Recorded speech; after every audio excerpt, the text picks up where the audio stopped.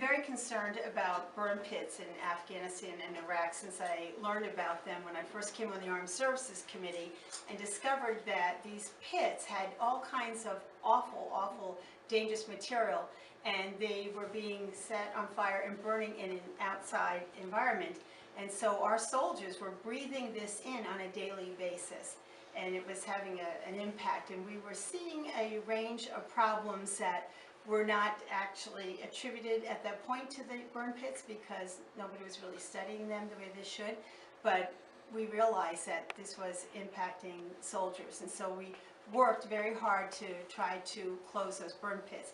And we were successful in closing most of them. The legislation read, we actually got the National Defense Authorization Act, and it read that the Secretary of Defense could keep a burn pit open if he could justify the reason for it.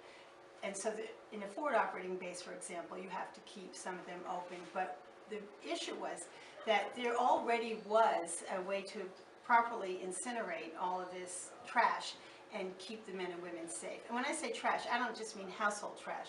I mean really dangerous toxic chemicals that if you threw out in your backyard and set on fire in this country, you would be prosecuted and you would be jailed.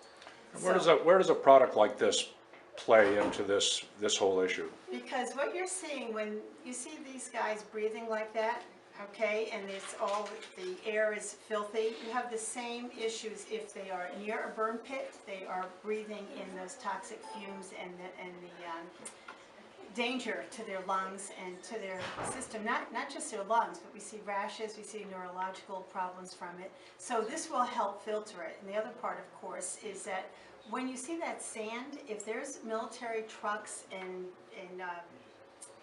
aircraft around, you've got fuel and you've got all kinds of byproducts of that too. So it's really awful to have to take that into your lungs. So this protects their lungs and can also protect their whole nervous system, because we don't really know all of the impacts it has. We've been working with the VA trying to get a registry and follow the men and women every single year so we can see the impact of the burn pits.